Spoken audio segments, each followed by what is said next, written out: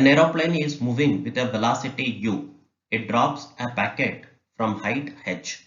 The time t taken by the packet in reaching the ground will be. So let us take this as the Earth's surface. We have an aeroplane moving with the speed u at a height h from the Earth's surface. So let this be the aeroplane which is moving with speed u horizontal to the Earth's surface at a height h.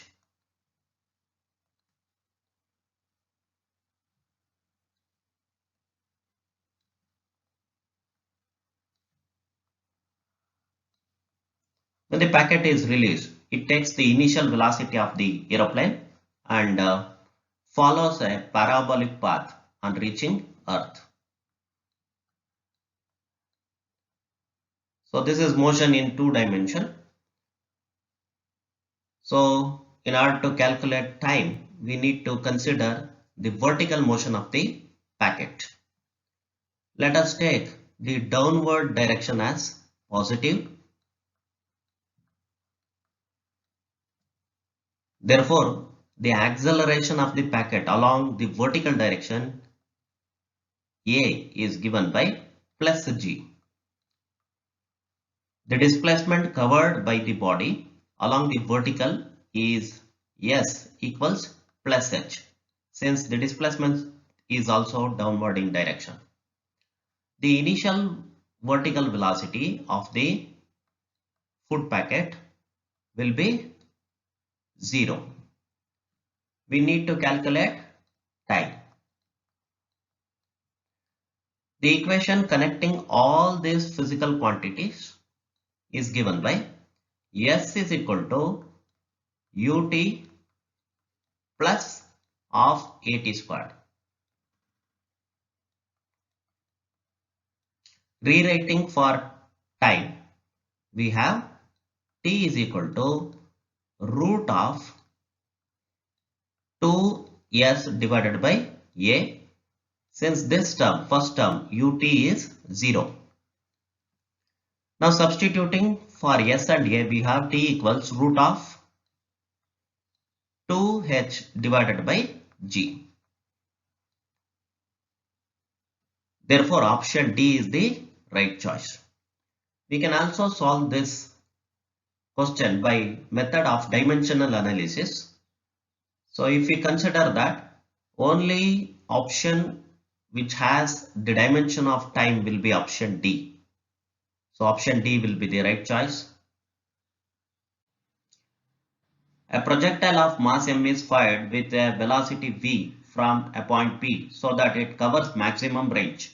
Neglecting air resistance, the magnitude of change of momentum between the leaving point P and the arriving point Q is. So here we have a projectile which is thrown with initial velocity v. It is given that the projectile covers maximum range. That means the angle of projection will be 45 degree.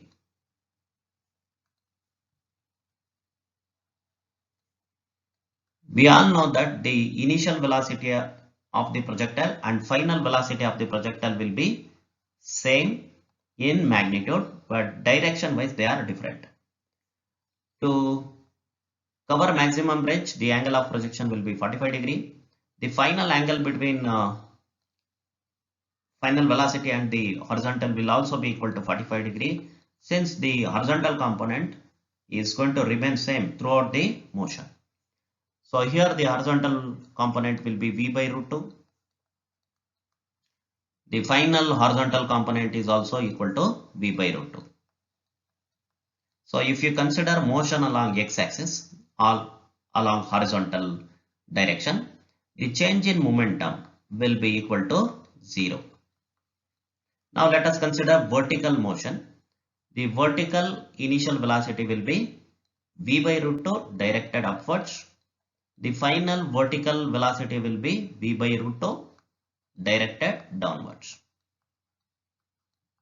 Therefore, if you consider y-axis motion, the initial momentum will be Pi equals mv divided by root 2 directed upwards, and final momentum of the projectile will be Pf equals to mv divided by root 2 directed downwards. So if you consider change in momentum, so we have mv divided by root 2, that is final momentum, minus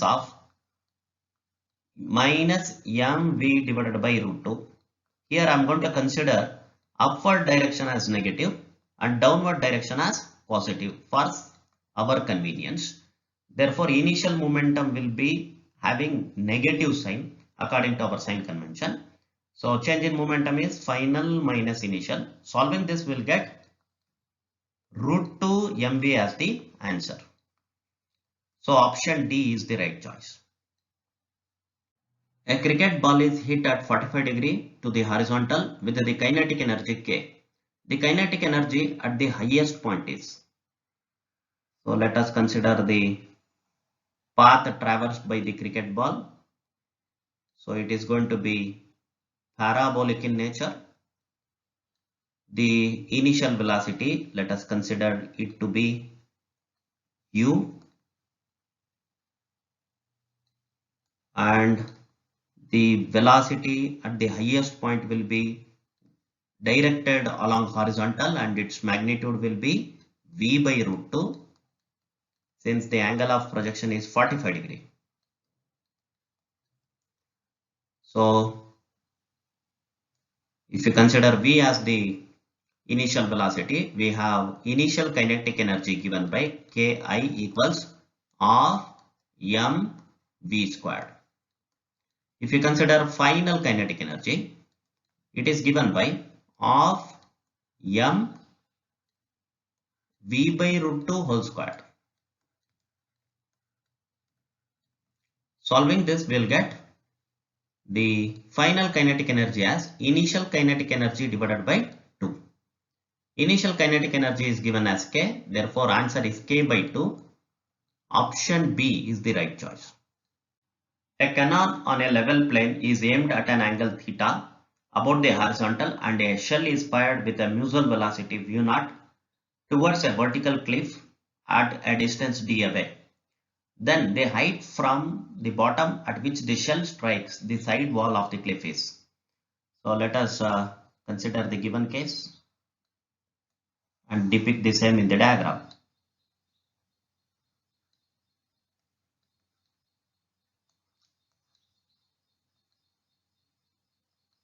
We have a side wall of a cliff at a distance d from where the shell is fired.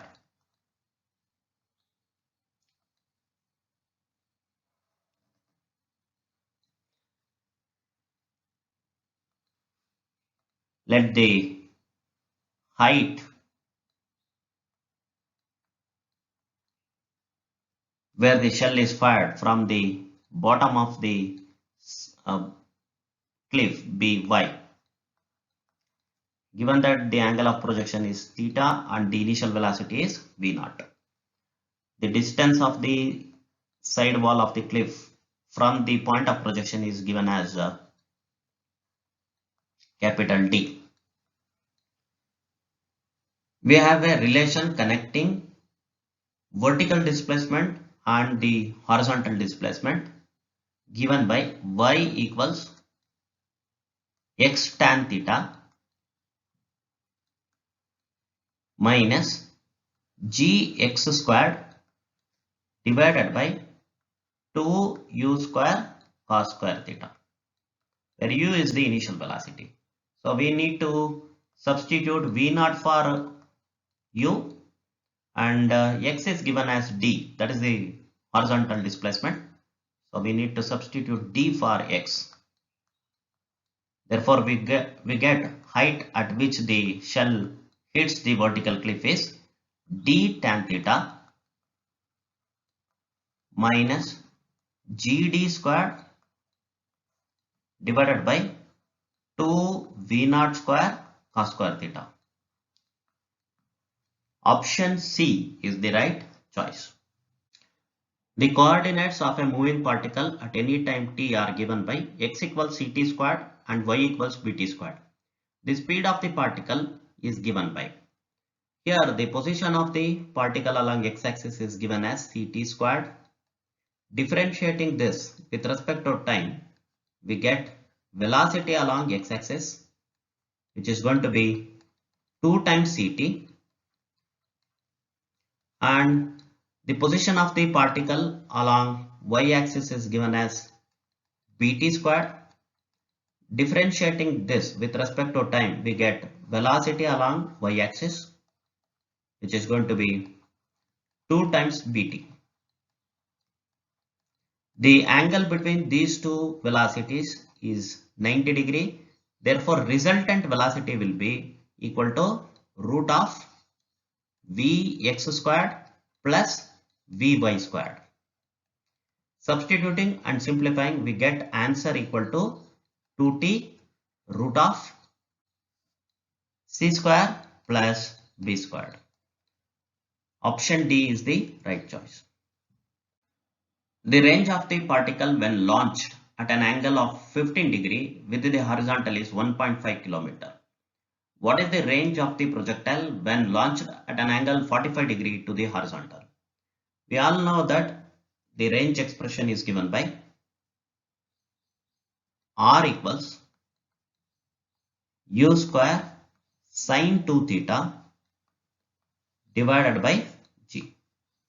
Let us consider the first case. The range is r1. Here it is u square sine of 2 times 15 degree, that is 30 degree, divided by g. Sine 30 is 1 by 2. Therefore, we have r1 equal to u square by 2g, and it is given that it is equal to 1.5 kilometer. Let us consider the second case where the range is represented by r2.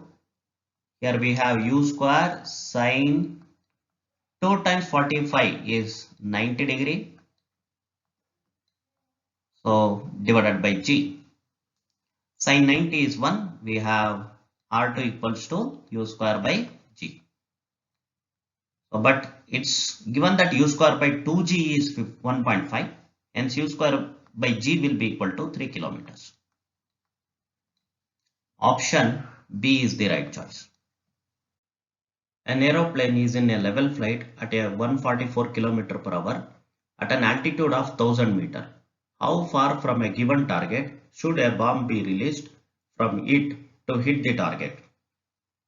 The time of flight, that is time taken by the bomb to hit the ground, is given by root of 2h divided by g. Substituting, we have root of 2 times 1000 divided by 10.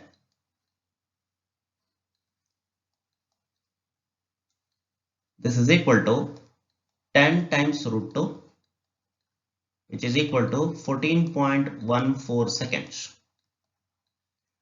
Now, the speed of the aeroplane is given by 144 km per hour. To convert that into meter per second, we need to just multiply by 5 by 18. So simplifying this, 6 3s are 6, 24 times 3 1s are 3 8s are. Therefore, the speed of the aeroplane is 40 meter per second. Now the range of the bomb will be equal to velocity times time, since it is a uniform motion. So this will be equal to 40 into 14.14. After multiplying, the answer will be equal to 565.6 meters. The answer closer to this is 571.43. Maybe they have taken g equals to 9.8. Therefore, option A is the right choice. From the top of a tower of height 40 meter, a ball is projected upwards with a speed of 20 meter per second at an angle of elevation of 30 degree. Then the ratio of the total time taken by the ball to hit the ground to its time of flight, that is time taken to come back to the same elevation, is, take g equals 10 meter per second square. Let us consider the diagram for the same. We have a tower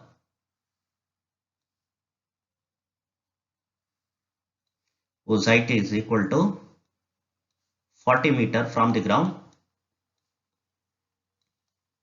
From the top of the tower, a ball is projected with the initial speed 20 meter per second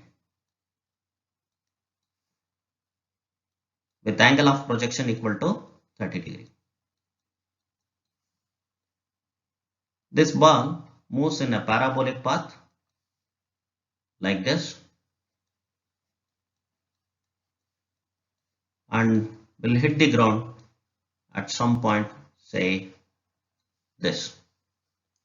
The vertical initial velocity of the ball is given by u sin theta, that is 20 into sin 30 degree. Sin 30 degree is 1 by 2. Therefore, the initial vertical velocity is 10 meter per second and it is directed in the upward direction. Now, let us consider vertical motion of the ball.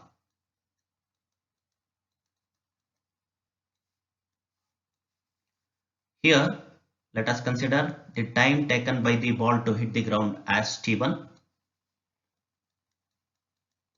The displacement covered by the ball will be equal to 40 meter.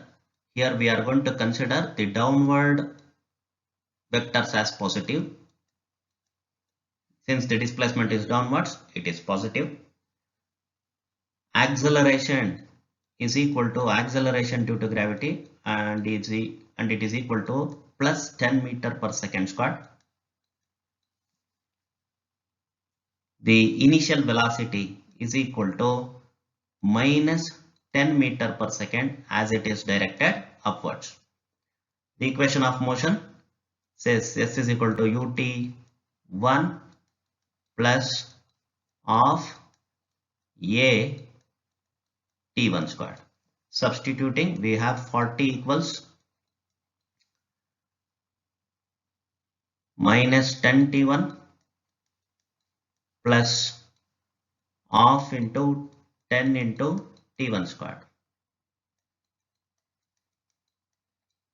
Now let us divide the whole equation by 5. We get 8 equals minus 2 t1 plus t1 squared. This is a quadratic equation, solving which we will get t1 is equal to 4 seconds.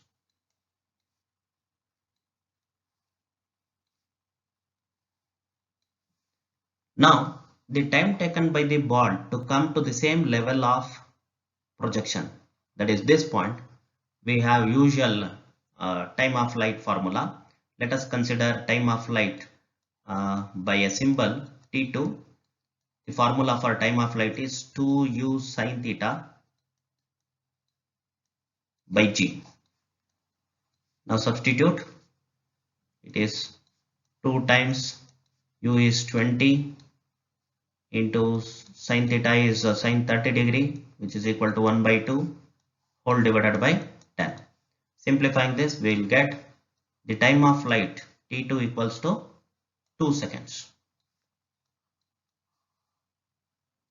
In the question, the ratio of t1 to t2 is asked. So that is going to be 2:1. Option A is the right choice. A particle having a mass of 0.5 kg projected under gravity with a speed of 98 meter per second at an angle of 60 degree. The magnitude of the change in momentum in Newton second of the particle after 10 seconds is. Let us solve this numerical in general. The initial vertical velocity of the projectile is given by u sin theta, where u is speed of projection, theta is angle of projection. Here we are going to consider upward direction as positive. The final velocity of the projectile after time t is given by Vy equals Uy plus At. Here acceleration is equal to acceleration due to gravity, and since it is directed downwards, we can say A equals minus g. Substituting, we have Vy equals u sin theta minus gt. Therefore, change in velocity is given by Vy minus Uy, and it is equal to minus gt, but let us consider the magnitude part only, hence the change in velocity will be equal to gt. Now change in momentum is equal to mass times change in velocity, which is equal to mgt. You can remember this as the shortcut formula for future numericals. Now substituting, we get the change in momentum equals to 0.5 into 10 into 10. This will be equal to 50 Newton seconds. The answer closer to it is 49. They have taken g value equal to 9.8 instead of 10. Therefore, option B is the right choice. A javelin thrown into air at an angle with the horizontal has a range of 200 meter. If the time of flight is 5 seconds, then the horizontal component of velocity of the projectile at the highest point of the trajectory is.